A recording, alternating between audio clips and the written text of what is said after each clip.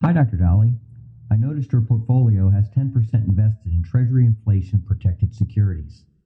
I've also seen tips included in a portfolio for the middle-aged investor described in the book Boglehead's Guide to Investing. However, many portfolios like the Vangard target date funds don't include tips. What are the reasons to include or exclude tips from a portfolio? Thank you. And he's basically asking why include tips or not include tips. Tips, for those who don't know, are Treasury Inflation Protected Securities.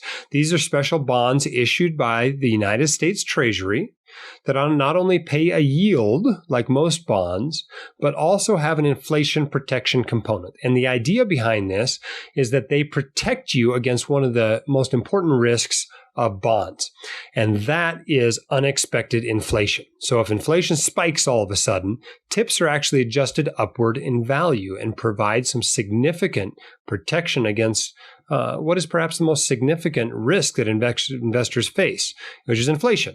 Now, obviously, you get some inflation protection in the long term from stocks and real estate because in the long run, their returns tend to outpace inflation.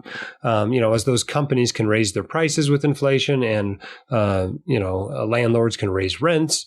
And so they tend to keep up with inflation in the long run, but not necessarily in the short run like tips do. And so tips are a different asset class. They provide some different characteristics and I think have a reasonable place in a reasonable portfolio. Now, they make up 10% of my portfolio, which is half of my bonds. I think that's been good for me.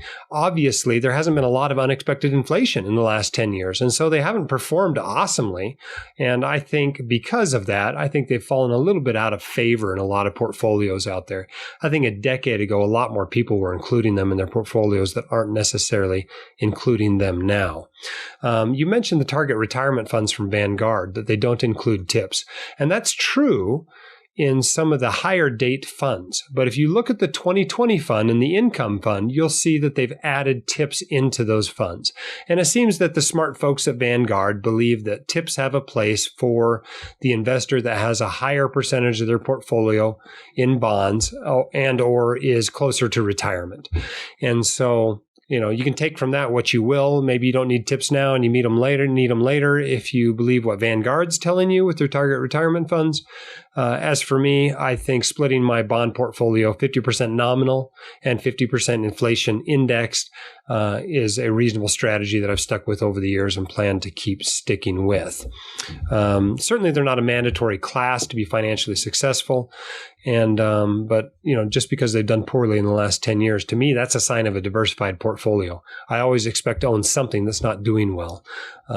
If everything you own is skyrocketing, you may not be diversified, not as diversified as you should be anyway. If you want your questions answered by the White Coat Investor, record your question at whitecoatinvestor.com/YQA or click the link in the description. My dad, your host, Dr. Dolly, is a practicing emergency physician, blogger, author, and podcaster. He is not a licensed accountant, attorney, or financial advisor, so this podcast is for your entertainment and information only and should not be considered official, personalized financial advice.